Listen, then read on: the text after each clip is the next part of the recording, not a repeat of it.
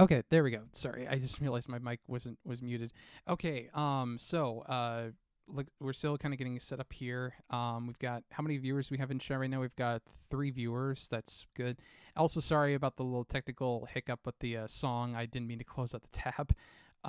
Anyway, so how long have we been going now for? About 5 minutes. I guess we can go ahead and start the stream. So I'm gonna go ahead and mute myself again. Hopefully, not turn off the mic this time, and I'll switch the screen. So stay tuned.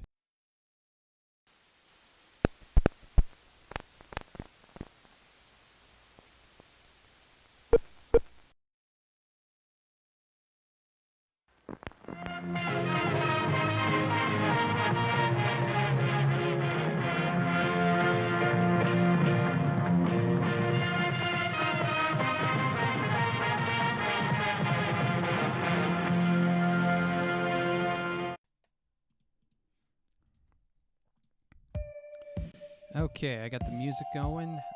Stream set up, looking good. Let me go ahead and unmute myself on Discord. All right, we are live. So welcome everybody to Friday Nights of Film Nerd number 64. I know it's been a little while since I've done one of these, but you know I had some free time tonight, and oh wow, that music is super loud. And I felt like I felt like since this weekend there's a new Toxic Avenger movie coming out, why not bring back the lovely Mizz Mimi, Super Trauma in Training, and talk about this franchise. Hi, hello everyone. Oh shit, sorry, wrong still. So yeah, there's a Toxic Avenger reboot coming out this weekend that I'm cautiously excited about because from everything I've seen, I think it looks like a lot of fun. Definitely in the spirit of like the other Toxic movies, but I don't know. I'm also just kind of worried about it because this thing had been in development for like a long time, and like there's a point where it was going to be PG-13 and Arnold Schwarzenegger was going to be in it, and I just wasn't sure. But yeah, so Mimi, when did you first encounter the Toxic Avenger? Well, I actually didn't get around to watching the Toxic Avenger for the first time until I want to say a few years ago. All right. I don't remember where I first heard of it necessarily, but I got around to watching it. I watched the first one, then I watched the second one, then there was a gap of time, and then I watched the other two. Yeah, that's that's perfectly understandable because we'll get into a bit more of it later. But yeah, after the first one, there's a very significant drop in quality because yeah, 2 and 3 aren't very good. Yeah, I don't know how much we'll have to say about 2 and 3. I mean, this is probably going to be a shorter stream anyway, I would assume, because we're only talking about 4 movies this time. Yeah, but four we'll try to movies say something interesting. Sure. 4 movies, and I'll briefly touch on the cartoon because, you know, I did like however many streams where I riffed that cartoon, which honestly, for an early 90s cartoon, is actually holds up fairly well. But yeah, I'm trying to remember the first time I ever heard about the movie. I want to say because I didn't get into horror until like high school, because for the longest time I was always like kind of scared of stuff really easily. But it was in high school that I started getting into horror, and at first it was like all the mainstream stuff like Friday the 13th, Nightmare on Elm Street, Halloween, Psycho, and then at some point I discovered the Toxic Avenger. I saw it on like some weird streaming service called like Chiller TV, I think. I only saw it one time, and I just remember just being like, whoa, oh my god. Like, I don't know, I was just kind of dumbfounded seeing stuff like a kid getting his head run over by a car, a guy getting his head smashed by workout equipment, and just all the boobs that were in it. Like, I don't know, it really took me aback. And then I didn't see the other ones right away. I think it was like probably like a good like 5, maybe 10 years later that I actually started getting into trauma, and I saw all the Toxic movies.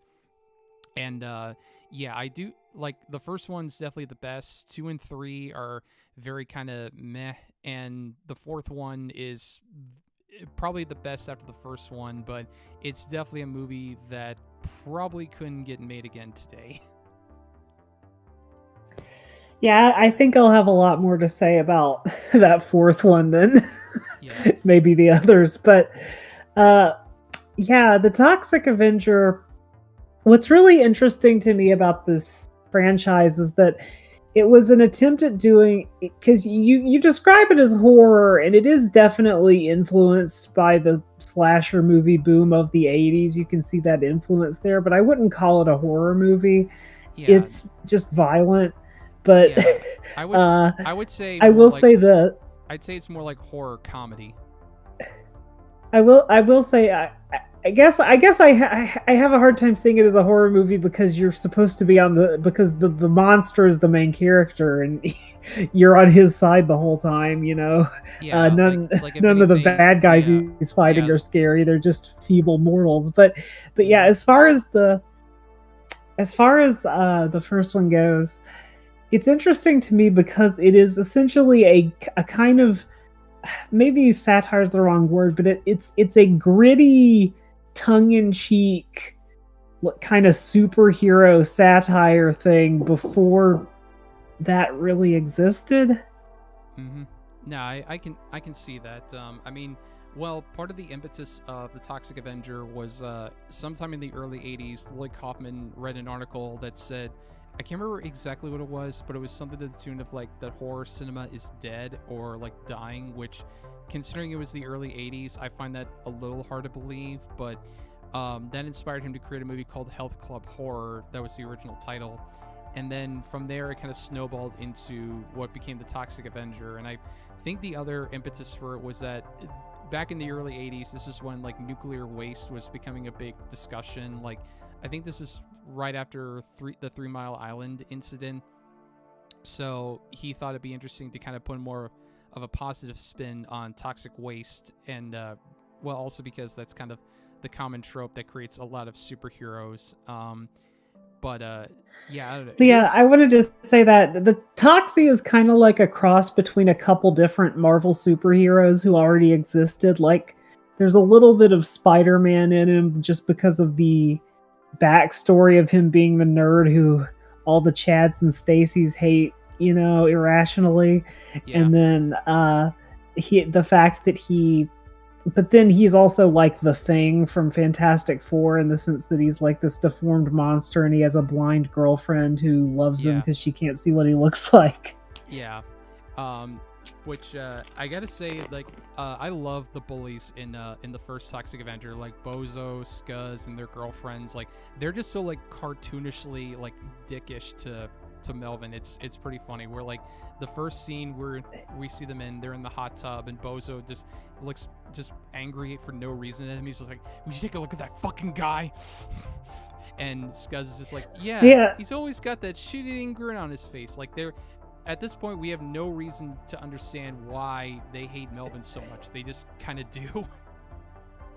Well, this is the thing too about the first movie is you watch the opening stretch of it and it kind of feels like a parody of an 80s movie that would be made today almost, because it's the fitness, you know, it's the 80s fitness, the 80s music, the 80s bullies who are like pushed to the point of being a parody of that kind of character.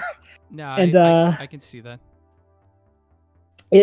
It's, you know, it definitely caught that kind of culture while it was that cultural moment while it was going on. Yeah. And the bullies, I mean, they are a highlight of the first movie for sure. Because I will say this, the first Toxic Avenger, it doesn't really have a singular villain exactly. I guess the mayor is the villain, but you know, it's just a lot of.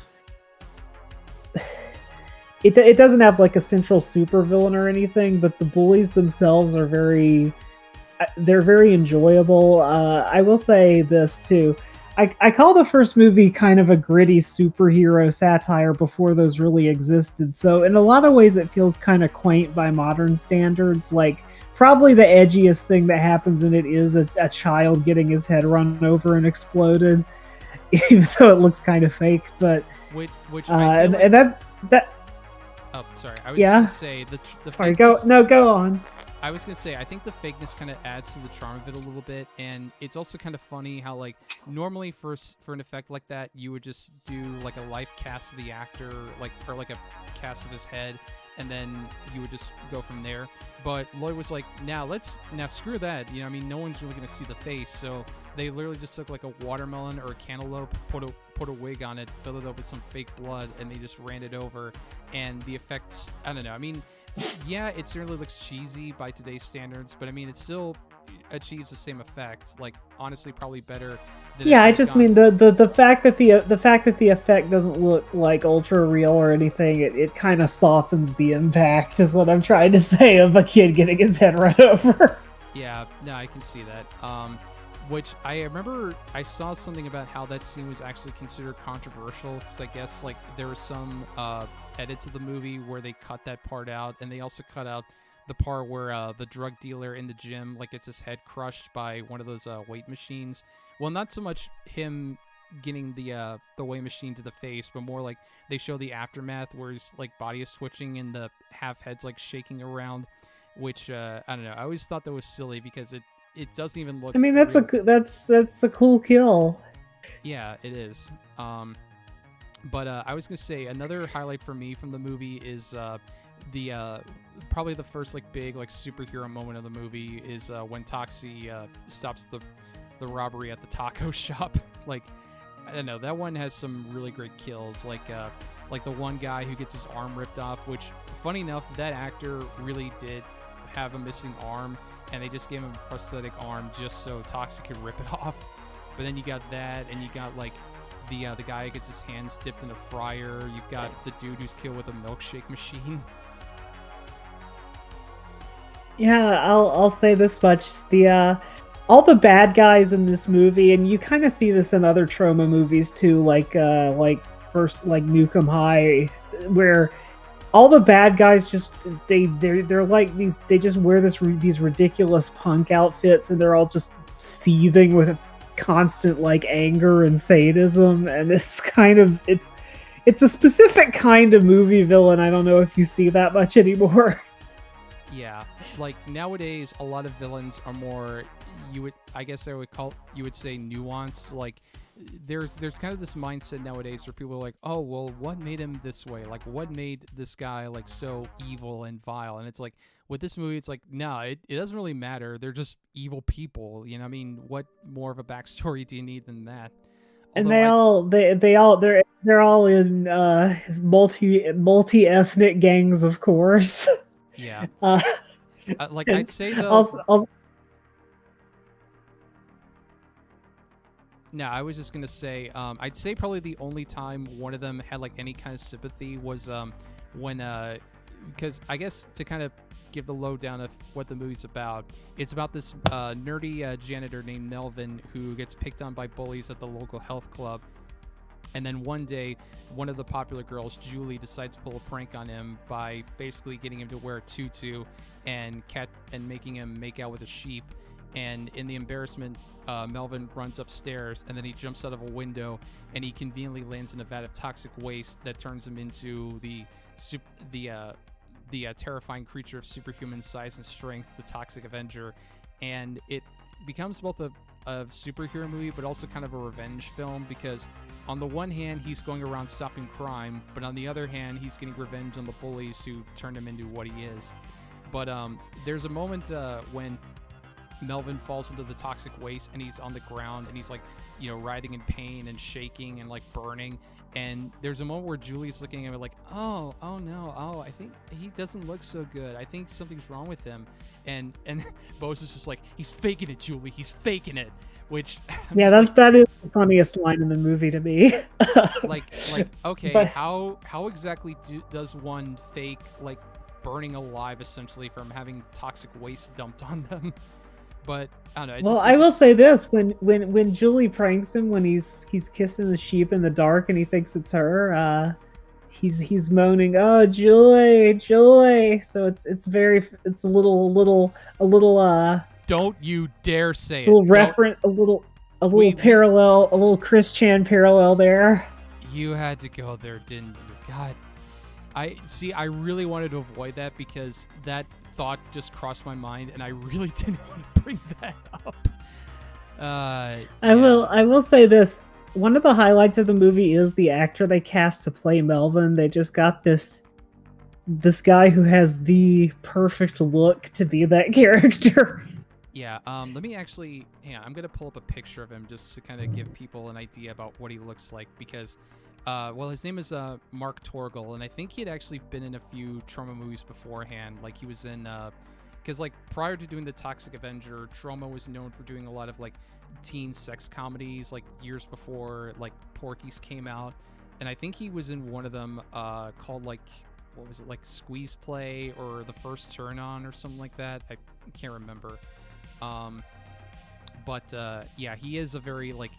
Let me just get the image. Actually, I don't need to do that. Give me just a second. I'm gonna go to Zoom. Well, first I gotta swap out the still. Oh wait. Here we go. Okay. Let me move that. Oh no. Sorry, I'm getting all my stuff mixed up. Wait, why is no? That's not it. Sorry, I'm kind of goofing up here. Where is? Oh, okay, it's locked. All right, there we go. Okay. Yeah, I don't know if you guys can see it in the chat, but this is the guy they got to play Melvin in the movie. Like, it really is like he really is like the perfect like nerdy stereotype that they like. He's really the best guy they could have gone for it because like he's like goofy and twitching a lot, and he's like. It's pretty great. And I will say this about the story of the first movie: after you get that sort of into the first act where he becomes the Toxic Avenger, the movie doesn't have a lot of plot after that. It's just him going around and beating up various people for a long time. Yeah, yeah, it does kind of turn into like a series of vignettes, which I don't know. I mean, I guess you could say there's like kind of a thorough line in there because like he becomes Toxie. He's like depressed and lonely, but he feels the need to fight crime. He eventually encounters Sarah, who becomes his love interest, and from there, it also includes the stuff about him getting revenge on the bullies, and meanwhile, with all the crime fighting he's doing, it's attracting the attention of the corrupt mayor and his team, which includes a police captain who's also a Nazi, which that I don't know, that always throws me off. That like, you've got this stereotypical like fat politician, and then next to him you've got this older gentleman as the police captain, and he's just like speaking German and referring to the mayor as Mein Führer. It just, I don't know, it honestly kind of throws me off a little bit. But one other. You think he was trying to do some kind of commentary there on the U.S. government recruiting former Nazis after World War II? Considering Lloyd Kaufman, I wouldn't be surprised if he was trying to make that commentary. Also, one other notable thing about the first Toxic Avenger, it features the feature film. It has the feature film debut of Oscar-winning actress Marissa Tomei.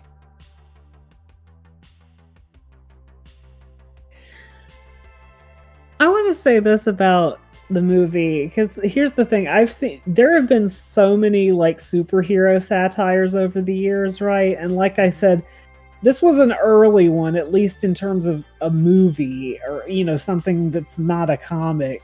And how do you think it holds up in that respect? Because I feel like there is kind of a slowness to the humor of the movie, like a lot of like it's not as packed with jokes as I'd kind of like a movie like this to be. Yeah, I can see that. It's got like when the scene where they run over the kid's head, where they hit the kid with the car, they run over his head. I mean, that's like a funny scene in theory, but it's a little too like drawn out and telegraphed, and I kind of feel that way a lot about a lot of the humor in these movies. Though, yeah, that's not a fair. That's not an unfair thing to say. Like I I do agree because one thing I did notice, because I rewatched these movies over the last couple of days, I did notice how in a lot of them, a lot of sequences are kind of drawn out a little too much, especially in 2 and 3, but we'll get there. But no, I get what you mean. I don't know. I personally, I think the original Toxic Avenger holds up pretty well. I mean, sure, a lot of stuff is kind of outdated and their performances might be a little too cartoony for some people, but I don't know. I mean, as a simple, superhero origin story, I think it holds up pretty well, and it's also pretty original for its time. Like the only Hey, I'll be right back. I gotta let my dog outside, but you keep talking. Okay. Well, anyway, she's gone. Thank Christ. No, I'm just kidding. But the only other movie I could really compare the Toxic Avenger to would be like Frankenstein, because the central character is the monster who normally would be like the villain, but in reality, it's the other people who are the villains. But aside from that, like it is a fairly original movie, at least in its time. And I wanted to pull up real quick. Because Marissa Tomei made her feature film debut in this movie. I wanted to show the audience real quick the scene. It's like very short, but I don't know. It's just kind of, I get a bit of a kick out of it.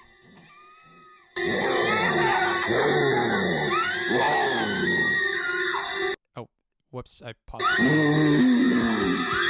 Right? Nope, not there. There we go. Right there. There she is. Like years before. She won an Oscar for My Cousin Vinny, and before she did like The Wrestler and the new Spider-Man movies, Marissa Tomei was an unnamed extra in the Toxic Avenger. And I just find that, I don't know, just something about that always tickles me pink. I guess just the whole thing of like how a lot of famous actors and filmmakers and whatnot get their start in like low-budget horror and exploitation films. Let's see, like Disney's Hunchback says, who is the monster and who is the Yeah, so you got any more thoughts on the first movie, or you want to talk about the second one? I guess the only other thing I will say with the first one is I think for the budget, because they definitely didn't have a whole lot of money behind it, I will say I think some of the effects actually look pretty good. I mean, there's the aforementioned kid getting his head crushed, but I think like when Melvin transforms into Toxie and you've got like the air bladders going off in his arm and like on his head, and some of the other little effects like the guts being ripped out of the mayor at the end. I think for the amount of money they had, like some of the effects actually do hold up pretty well. Like I'd say especially the effects for when Melvin's transforming into Toxie. Yeah, although did you think it was weird when they used like the photo negative imagery and stuff, like when he turns into Toxie? I mean, I didn't quite get that as a creative choice. I mean, I guess I kind of get it in the sense that like, well, he's radioactive, so maybe that's what's causing the weird like color distortion or whatever. I don't know. I just kind of also saw that as like a bit of sleight of hand. Like, how can we convey that he's going through this huge transformation, but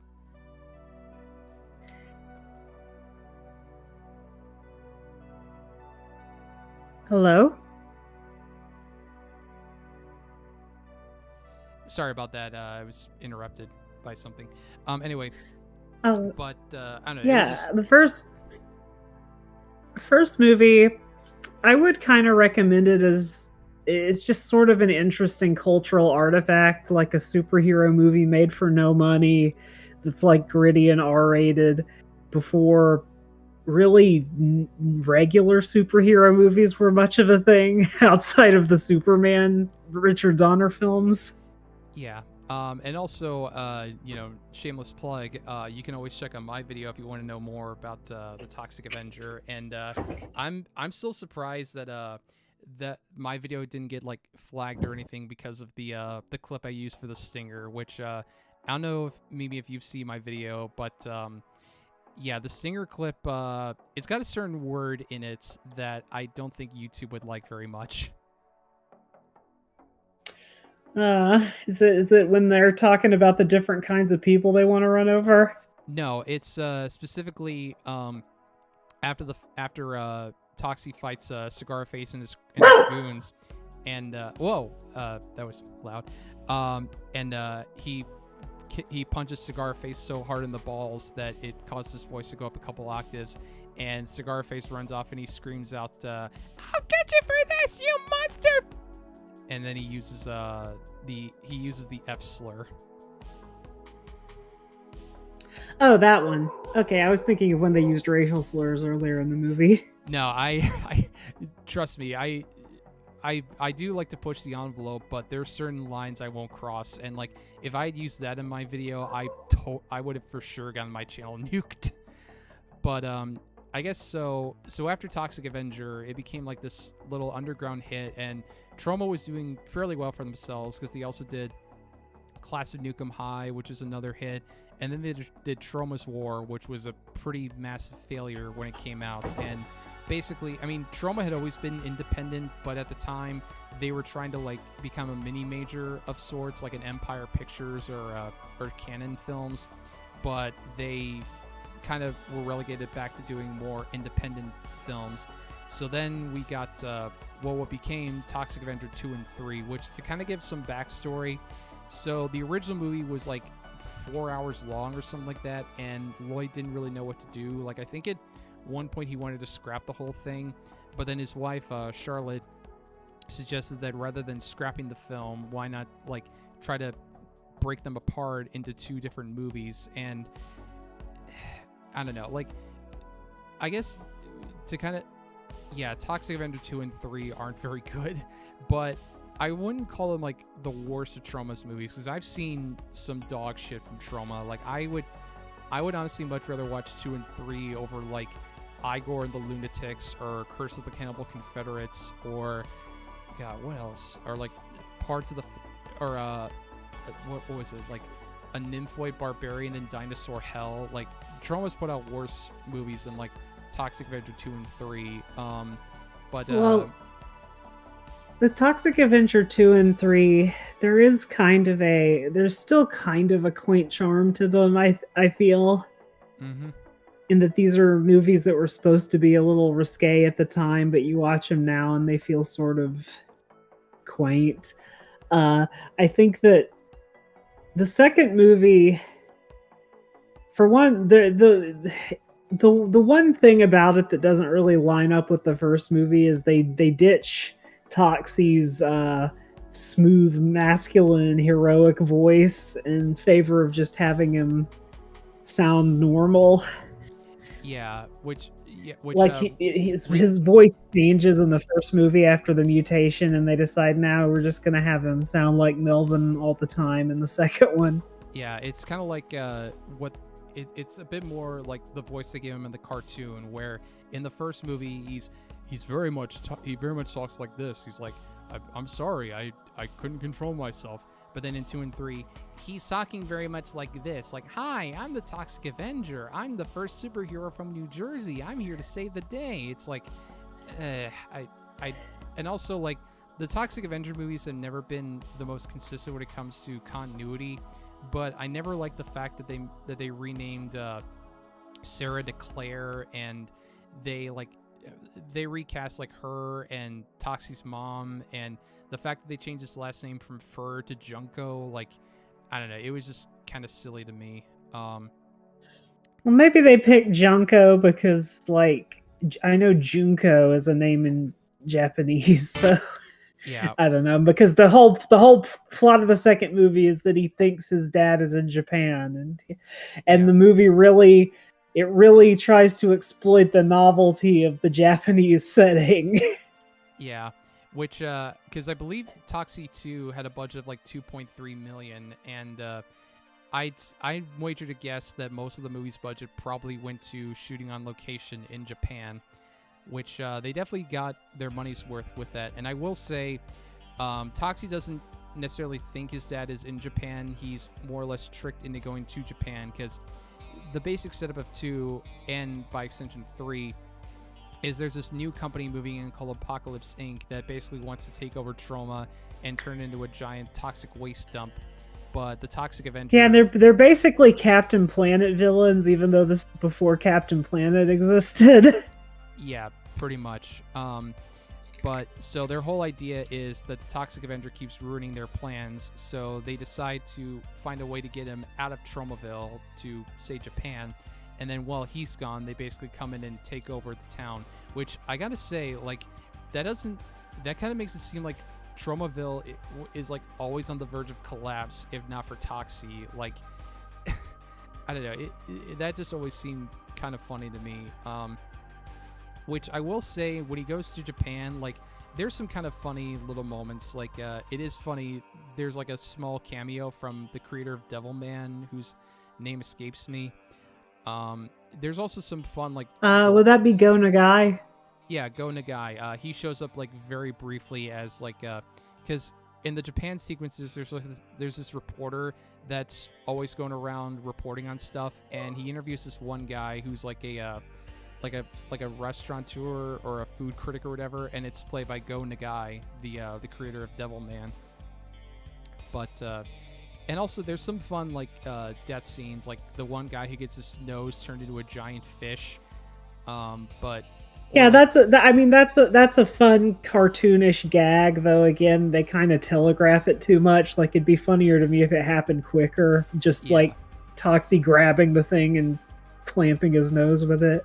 Yeah, which I will say that to me is the worst thing about 2 and 3 is the pacing is like dreadful. Like, those movies are each like an hour 40 minutes, and you could easily cut out like maybe 20 or so minutes from either movie, because good lord, do those movies drag out for way too long. Like in 2, it opens. Yeah, and I want to clarify, because some people might say it's just because these movies were made in the 80s, but there were faster paced comedies that existed way back before the 80s. Oh, yeah, no, absolutely. It's just in 2, like, well, with both 2 and 3, it kind of ties back into what I was saying before, where Lloyd shot so much footage that he basically had to like split the movies in 2. And you can tell with just how like padded the 2 movies feel. Like he, because I believe there's actually a new cut of 2 and 3 that's come out called Mr. Melvin, which basically is like somebody took 2 and 3, took out a lot of the more boring sequences, and then stitched it together to form one cohesive movie, which I don't believe it's been released yet, but I'd be curious to see that version of the movie, just because I think it probably would have turned out much better than the movie that we got. I will say, part 2 starts, it has a few fourth wall jokes that are not like super interesting, just like the Apocalypse Inc. people describing themselves as comic book villains, or saying like, well, if you remember what happened in the second reel of the first movie, he fell into toxic waste and became the Toxic Avenger. There's that, and there's like a few jokes like that. And there's also lots of predatory lesbianism in the second movie, which is of course my favorite kind. Yeah, of course, because the main villain of the movies, who's like the head of Apocalypse Inc., he has a woman who's like his sidekick, and she like is really obsessed with, like, basically she wants to rape Claire, Toxie's girlfriend, and it just like kind of comes out of left field, and it's like really, yeah, it's like almost needlessly aggressive. It's like, yeah, they're evil, but like, I don't know, it kind of, well, it's not just that. They did it when they go to Japan. There's that scene where where Toxie, he saves that lady from the gang, and the woman in that gang was acting like a predatory lesbian too. So it's just something that I guess was on Lloyd Kaufman's mind at the time. I suppose. Anyway, just real quick, because we were mentioning the whole thing with Toxie's voice, I thought it'd be funny to kind of compare the two. So I found some clips from each of the movies. And this just to give the audience an idea of how they changed Toxie's voice. So this is what he sounds like in the first movie. All your scum friends that things are gonna change in this town. I'm not just another pretty face. So that's him in the first one. This is what he sounds like in 2 and 3.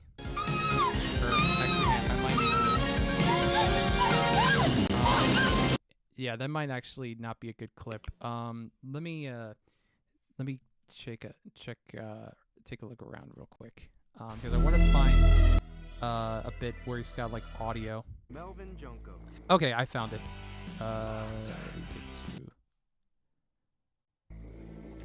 Okay, this might be it. All right, So you heard what he sounds like in the first movie. This is what he sounds like in 2 and 3. They call me the Toxic Avenger. Yeah, a very noticeable change from one movie to the next. Which they did correct that with Citizen Toxie, but we'll get to that in a little bit. But going into 3, like, honestly, that movie to me, like, it kind of has what I like to call the Saving Private Ryan syndrome, where the opening sequence is really good, and then after that it just kind of falls apart. Like, not saying Saving Private Ryan is a terrible movie, far from it. It's just that opening desert, D-Day sequence is like so well done and so well executed, and then after that the movie just kind of like grinds to a halt. That's kind of what Toxie 3 is like, because the opening sequence where Toxie like breaks up the robbery in the video store, like, it's dare I say a pretty gruesome sequence with probably some of the most vicious kills in a trauma movie, at least of the time. Like the one guy gets his guts ripped out, the guy gets his face erased, and to me the most gruesome one is the guy who gets his hand like jammed in the VCR, and then it's like torn all the way up to his arm, and then he gets the handle of the mop like shoved through his head, and then Toxie like twists the head off and throws it against a wall. Like, that sequence is like so entertaining, and then everything after that just dead stop. I will say this, most of what I remember about the third movie is actually the climax of it, because it does have, I guess, what you could call a proper supervillain, whereas the first 2 movies don't, which would, I mean, that'd be required if you made a movie like this today. There would have to be some kind of there'd probably have to be some kind of supervillain from the outset. But yeah, the demonic leader of Apocalypse Inc., he puts Toxie through a series of trials that are styled like video game levels. Which I will say, his transformation to the devil is actually a pretty grisly effect, where the guy basically falls to the ground and the devil literally tears his way out through his chest. Like, it actually is a pretty well done sequence. Yeah, that's memorable. He also turns the Toxie back into Melvin with his demonic magic, and he looks nothing like he did in the first movie.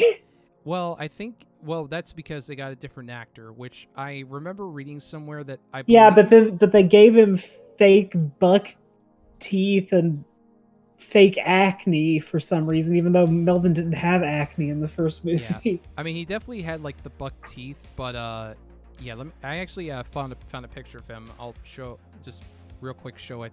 This is what Melvin like pre-Toxic looks like in Toxic Avenger 3, and yeah, it's like, I mean, even by trauma standards, this is like cartoonishly ridiculous with like the fake like pimples and like the obvious buck teeth, because like in the wide shots where you see his entire body, he looks like, I wouldn't say like buff, but he definitely looks like more slender, more like there's definitely musculature there. Whereas like Melvin in the first movie is like a scrawny, 98-pound weakling, as he should be. And this dude, like, I don't know, it looks off. It really just does not fit. Yeah.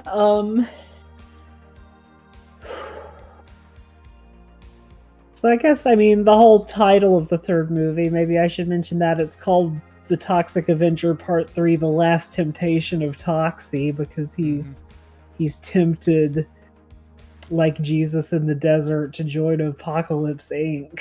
Yeah, which kind of alluding to... And I guess that's the plot. Yeah, which, I mean, you did kind of allude earlier to the fact that these movies aren't necessarily subtle. Like, they kind of spell things out from the get-go. With Toxie 3, like, yeah, they lay it on pretty thick with the whole religious angle, with, like, they basically might as well have just given the main villain a shirt that said, "Hey, I'm the devil," because that's basically all what it amounts to. But I feel like that's also kind of the joke, is how they're being like super obvious with it. but I don't. But again, like, and rewatching the third movie, like, sure, the video gamey like sequences are kind of fun, but again, they're kind of dragged out for like way too long, at least in my opinion. And I don't know, by the time it gets to that whole sequence, I'm kind of checked out because the rest of the movie is just super boring. How do you feel about Toxie swinging around an obvious dummy when he finally gets to beat up the devil? I mean, that definitely has some charm. Like, I don't know, mannequins in movies like only look good when you're showing them for like a fraction of a second, but if you're showing it for longer than that, I mean, as long as you're doing it to a comedic effect, I think it can work. And seeing the actor playing Toxie swinging around an obvious dummy that's supposed to be the devil is pretty amusing. Or like during one of the trials, the devil's set on fire, and you can tell that it's a different actor because like the head isn't like fully detailed. It kind of looks like it's falling apart, and the dude just kind of like motions a little bit, like he's not actually like moving that much. I don't know, it is kind of amusing. But yeah, another thing I'll say is that how do I oh geez, what was it? Sorry, it's slipping my mind. What was I gonna say? Oh yeah, I remember now. The poster for this movie is false advertising, because you look at the poster of the movie, the dragon that Toxie's fighting, devil doesn't look like that in the movie.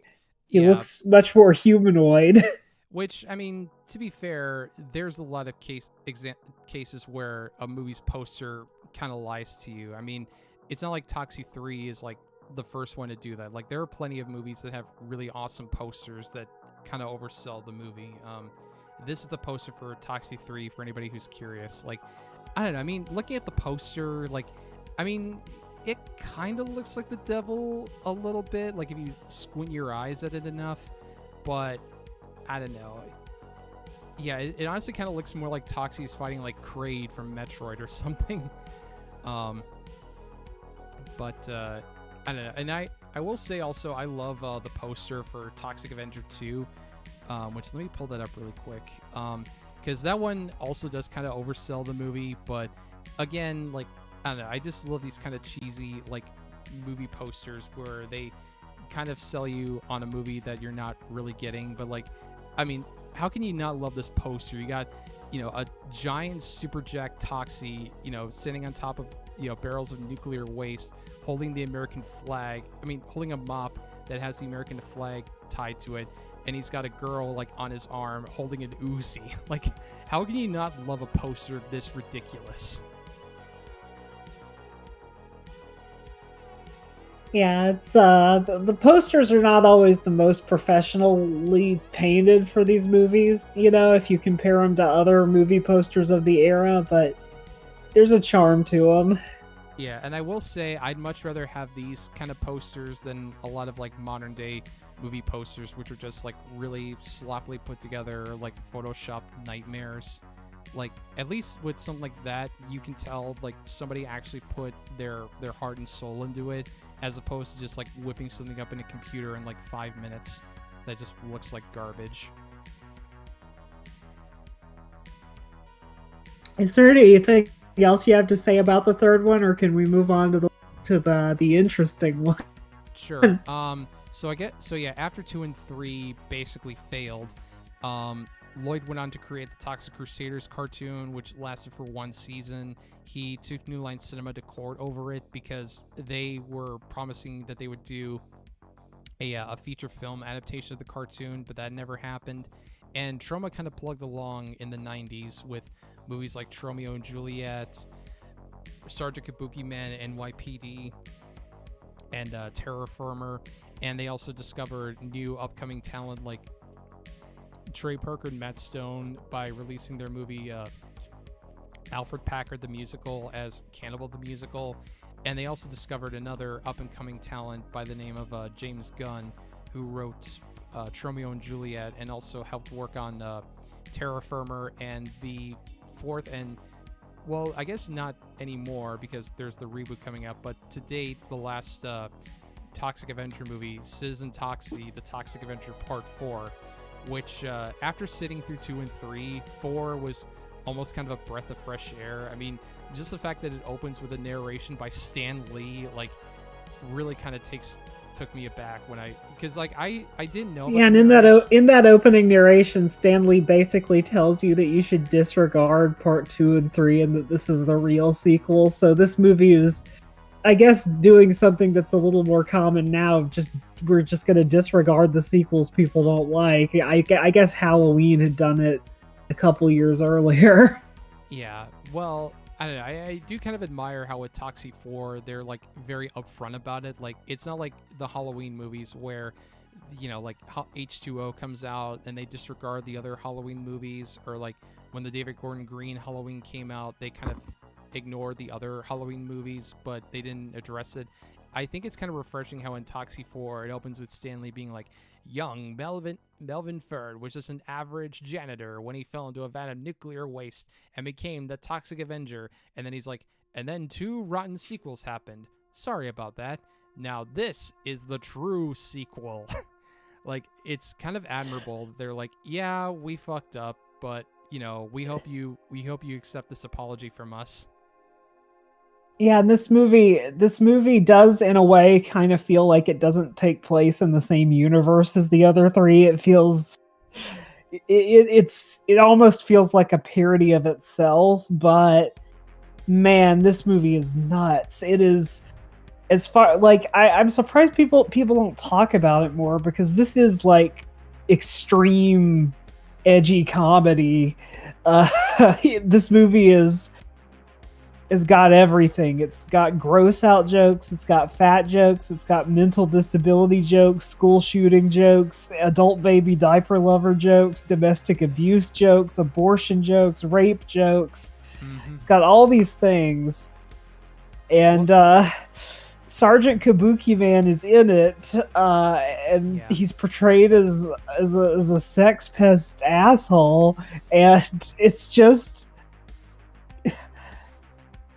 this movie is crazy. Like, yeah. Well, I think it makes the first 3 movies look like G-rated family films by comparison. Yeah, honestly, it kind of does. And I guess like the whole thing with the 4th one being more insane, I think part of it is that like by this point, like a lot of the old, I mean, obviously Lloyd Kaufman and Michael Hers are still running Troma, but by this point they're bringing a lot of like younger, newer people on board, ones who had actually grown up with Troma. And so when you bring a lot of like young, like, you know, James Gunn, for instance, when you bring a bunch of young people into your company to kind of help shape your movies, like, yeah, they're gonna try to push things to the extreme, but I think it might also just be a sign of like how by this point Lloyd had gotten much older and a bit more like senile, or he just kind of didn't care. And I mean, he's always been about pushing boundaries, but like, yeah, in this one, the fact that they made an obvious parody of the Trenchcoat Mafia, but it's the Diaper Mafia, and it's like National Take a Mexican to Lunch Day, and it's at the Tromaville School for like the really special, and Toxie has an obese sidekick literally named Lardass. Like, yeah, and you're right, the movie is pretty insane. Like, I mean, the gore in it, I'd say, is comparable to like the video store sequence from the 3rd one, but it's like pushed to the extreme. Like, you've got like, you know, geysers of blood spurting out of people. You've got a guy whose head is literally shoved up his ass. You've got a guy whose finger is sharpened with a pencil sharpener, and then it's like stabbed into his eye. You've got an old woman who gets her head run over, and then the body like convulses and basically just starts shitting everywhere. Like, yeah, it is like even for by Troma standards, it's like really, really gross. Yeah, and I'll say this. Well, part of why I think this movie is pushed to the extreme is just a response. Is just when it came out, because you got to realize, throughout the 90s, gross out comedies became like a much more normalized genre. Yeah. And you had like adult cartoons and stuff on TV, like South Park, coming out that were doing, you know, more extreme forms of comedy making it more mainstream. And I feel like this movie was Troma trying to put its foot down and say no, we're still at the vanguard of bad taste. We can still, be edgy by modern standards. Yeah, which is funny that you made the South Park comparison, considering that Trey Parker and Matt Stone both got their start with Troma. But I wanted to pull up real quick, just to kind of give an example of just how like pretty out there Citizen Toxie is compared to the first three. So this here is James Gunn, the guy who currently runs DC Studios, the guy who made the Guardians of the Galaxy trilogy and the Suicide Squad. This is him in Citizen Toxie as a well, I'll just let the clip speak for itself. Going on indeed. The events which you are witnessing have proven my theories regarding the truly fragile nature of the space-time continuum. Yeah. Again, this is the guy who's now running DC Studios. And he's playing... Yeah, I'm surprised that more Snyder fans don't use these clips. Well, I mean, I'm sure they have, like, that one guy who always ends his videos by saying, like, go complain to your boyfriend. Like, I'm sure he would salivate if he saw this. Like, can you believe that James Gunn played an obvious parody of Stephen Hawking back in 2000? I mean, come on. Why did we appoint this guy to be the head of DC Studios? I don't know. I mean, I feel like that guy would like this movie, given how it makes fun of mentally handicapped people. But I will say, this is a very extreme movie. It's kind of uncomfortable to watch, but that's what I admire about it. Yeah, and got like, I was surprised at how many times, like, in the first. Sorry, I don't mean to interrupt you. Like, it honestly kind of took me aback how many times early on in the movie they say the R word, and like, I mean, like, I'm not a prude by any means whatsoever. Like, I curse up, like, I can curse like a sailor, and I've got a pretty dark sense of humor. But even I'm like I was in my seat just kind of being like, like I don't know how to feel about this. Like, with how much they keep saying the word, like, and then you got like. Well, there's that, and to me, it's the fact that this is a movie that has both domestic abuse and rape played for laughs, but not in like but you see a battered spouse with like her teeth missing and stuff. Yeah, and they play that for laughs. And Sergeant Kabuki Man impregnates Toxie's girlfriend or wife or whatever, and they play that for laughs.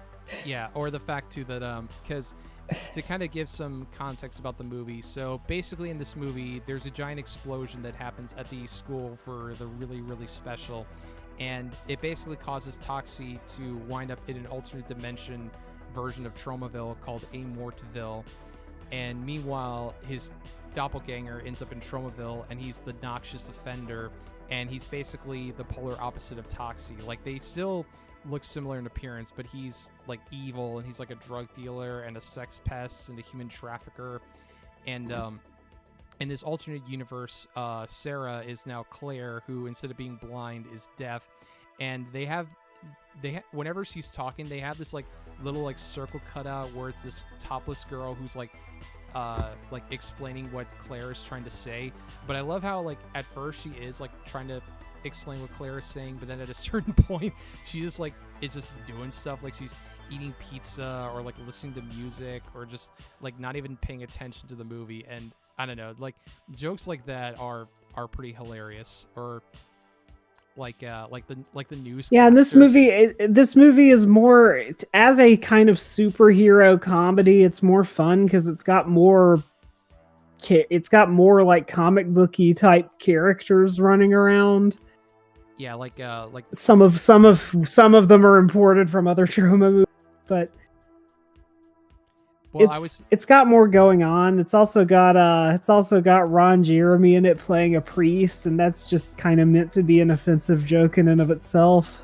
Well, actually, I don't mean to correct you, but he's actually the mayor of Tromaville, but he is like super religious. Like he's seen praying a lot, mostly to get elected for another term, and he gets killed by having a crucifix like shoved in his mouth, and it like goes out the back of his head. But there's a lot of like weird cameos in Toxie 4, like Hank the Angry Drunken Dwarf shows up as God. You got Corey Feldman as Sarah's gynecologist, and one thing that really took me aback was I was watching the movie, and then all of a sudden I hear "Rock and Roll McDonald's," and I'm like, wait, are they playing Wesley Willis's music? Like, it really threw me off. It's when the two like handicapped kids that are like palling around with Toxie, they also end up in a Mortville, and there's a part where they are in a back alley, and all of a sudden, like in the very faintly, you can hear like McDonald's hamburgers are the worst. And it just, it really like threw me off when I heard it. So yeah, if you are a fan of like really edgy, offensive comedy, this is definitely a movie you have to see, and it's not one that, like I said, it's not one that gets talked about a lot. So I would recommend it on that basis. There are kind of two ways you can watch the Toxic Avenger movies. Either you watch 1 and 4, or you watch all 4 of them. You can. But I wouldn't necessarily watch 2 and 3 unless you're really interested. You can kind of just skip from 1 to 4. Yeah, I would definitely agree. Like, unless you're like a super hardcore Trauma fan, or if you're just getting into Trauma, I would say definitely start with the first one, and you can probably skip to 4. But if you're a completionist, I don't see the harm in watching 2 and 3. Just know you're probably not going to enjoy 2 and 3. I mean, again, they have their moments, but as a whole, 2 and 3 aren't very good. But I will say this about part 2. Also, it is, I guess, a little bit of an interesting time capsule in that you're seeing like an American go to Japan back in the 80s when Japanophilia wasn't really what it is now. Yeah, like before weeb culture was a big thing back when Japan was like kind of, I'm trying to think of the way to describe it. Like, I don't want to say like this mystical thing, but more like this kind of lesser known thing, or at least it wasn't as big as it got in later years. Well, yeah, there wasn't as much exposure to Japanese pop culture in the West, so it's kind of an interesting relic of another time. Yeah. But I guess it can be kind of interesting to watch it through that lens. But yeah, like I said, the fourth one is really... It's really nuts. I mean, you have to have a stomach for it because it does get very gross. But I kind of respect that about it. Like, yeah. It's only 20. It's a 25-year-old movie at this point, but it is a movie that would probably not be made today. Yeah, in today's landscape, definitely not. Like, especially we didn't even touch on there is some racial humor in the movie, because when Toxie ends up in a Mortville, there's a part where he sees a black guy getting run through the road. Like, basically, he has a noose tied around his neck that the end of it's tied to a truck, and he's like dragged across the road, and his body parts just like fall off until he's nothing but a head. And there's also there's a blackface moment where a KKK member has his head like shoved into his truck's engine, and when his head's pulled back, he's like all black in the face, and his lips are like protruding, and Toxic gets one over on him by selling him out to the KKK and insinuating that he's actually a black guy. And yeah, I don't know, like, don't get me wrong, I love Citizen Toxie, but again, it's one that I would definitely say it's a great throwback to the cartoon humor of the 1940s. Yeah, I mean... Guy gets his face blown up and looks like he's in blackface. That's a classic gag. So, moral of the story is Mizz Mimi endorses blackface. No, I'm just kidding. I'm kidding. No, but, I don't know. Yeah, I would definitely agree. Like, my whole view is watch 1 and 4, and then unless you're morbidly curious, check out 2 and 3. But as far as the reboot goes, like, again, I kind of alluded to some of the history behind it, where it was going to be PG-13 at one point, and Arnold Schwarzenegger was going to be in it, but he pulled out. And then it finally did get made, and I believe it's actually unrated. And it has, like, Peter Dinklage, Elijah Wood, Kevin Bacon. The guy who directed it also directed Green Room, which is a fantastic movie. But then there was this whole thing where it was playing the festival circuit, but then they couldn't find a distributor, and a lot of people said the movie was unreleasable. But then I believe it's Cineverse picked up the distribution rights of the film, and now it's finally getting a release. And I honestly, if I get the time for it, I would actually seek it out, because from the trailers at least, it looks really cool. And they've also got a popcorn bucket that's like a toxic waste barrel. And I'm not like Trev's movies where I'm like, oh man, I gotta get the new popcorn bucket. But that one I actually might pick up just because of the novelty of having a toxic waste barrel that you can eat popcorn in is just kind of funny to me. Yeah, I guess maybe we can reconvene sometime to talk about the 5th movie, and if it's any good. But yeah, you got anything else to say about Citizen Toxie? I guess not. I mean, I think we've pretty much said everything. I guess I could comment on the title. Why is it called Citizen Toxie? Well, it's a Citizen Kane reference, obviously. But the movie is not a parody of Citizen Kane. It has one joke in it that's a Citizen Kane reference, where the guy, he gets a nosebleed and he mutters "noseblood." Yeah, but well, it's not it's why is it called that? Well, I guess, it's for the same reason as, why Tom Green's movie is called Freddy Got Fingered, is because there's only like one scene in the movie that implies any, like, a character named Freddy getting fingered, which I will say, in terms of like early 2000s comedies, like Citizen Toxie is way funnier than Freddy Got Fingered, but that's not saying much. But no, I do remember that sequel. Well, obviously I remember because I just watched it. No, I will say, if you're one of those people who likes Freddy Got Fingered, which I am, if you're one of those people who likes it just for how extreme it goes, you'll probably like Citizen Toxie also. Well, I mean, I don't know. I reviewed. All I'll say is, Freddy Got Fingered. Like, it's bad, but I've seen worse. Like, I at least laughed a few times, which is more than I can say for It's Pat, but that's a whole other story. But yeah, I mean, I guess like that's.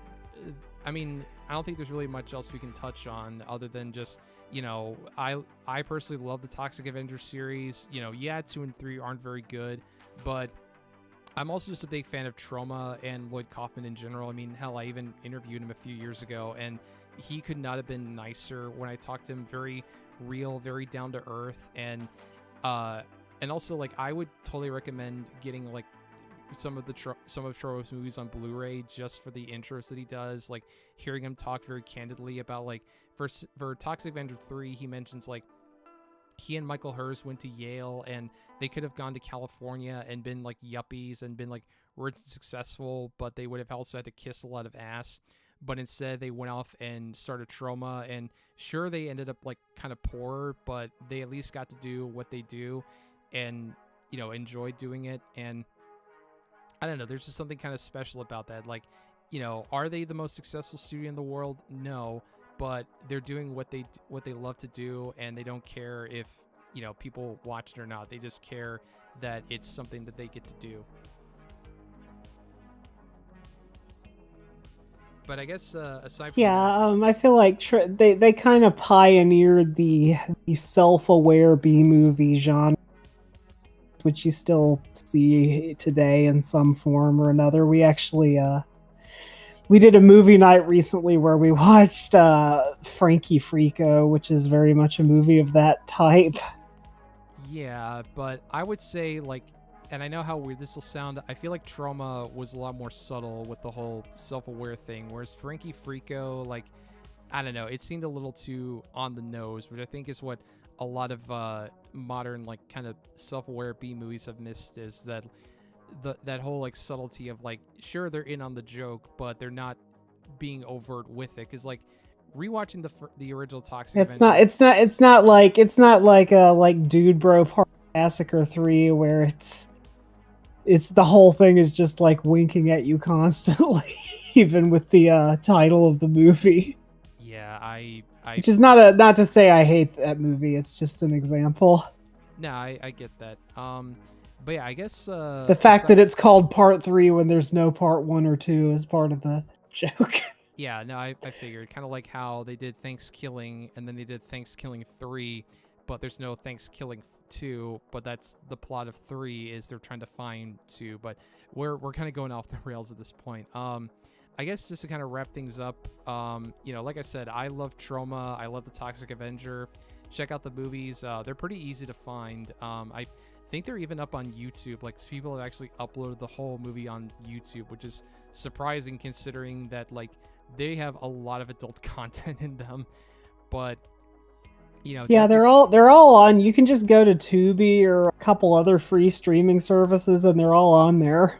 Or you can sign up for Trauma Now, which is Trauma's exclusive streaming service, where the first month is free, and then after that it's like $4.99 a month, which is honestly a pretty good deal. At least I think it is. You know, it's a way to be like, well, okay, I'll check them out. You know, see what they're like, and if you don't like it, you know, no worries, you don't lose any money. But if you like what they do, then you know you can support them, and the money goes directly to Trauma. You know, it's not like they have to answer to some corporate overlord or anything. But yeah, you can watch while you're on Trauma Now. You can watch such great exclusive movies as Another Cinema Snob movie. Yeah, well, I think on that note we should probably just end the stream. So, Mizz Mimi, thank you again. Thank you again, as always, for coming to this whatever this is. It's always a pleasure to have you. So for the fine folks out there who may not know where they can find you, where can they find you? You can find me at my channel, Mizz Mimi, though it's not one I upload too often. I've been working on other things. But yeah, if you want to go there, you can see me there. Yeah, and of course I left a link to your channel in the description. And as for me and what I'm doing, admittedly, I've been kind of slow when it comes to doing reviews and especially videos. I do have a pretty big video in the works. I haven't had a whole lot of time to work on it, and I don't know when it's going to be done. You know, to quote Linkara, it'll be done when it's done. No, I'm just kidding. No, I do. I really hope you guys do enjoy this video, because it's a project that I wanted to do like years ago, but I kind of abandoned it, and I figured now would be a good time to bring it back. But aside from that, you know, I'm just kind of trudging along, doing my usual. You know, you can find me on this channel, obviously, my socials, the website, all that good shit. I've even done some videos on trauma movies. You can check those out. I also did a promo video with using audio from Sturgoy VO, who did an amazing job, as did Mimi with the Full Moon promo video. But yeah, I guess it's about it. So I guess Mimi, any closing thoughts before you head out?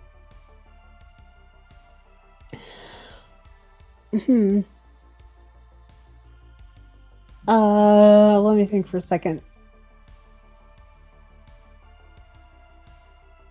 Tick tock, tick tock, tick tock, tick tock, tick tock, tick tock. Well, I was gonna make some joke about these movies in relation to how the word toxic is used in the modern era, like since the 2010s. But I don't have anything that I haven't already seen before.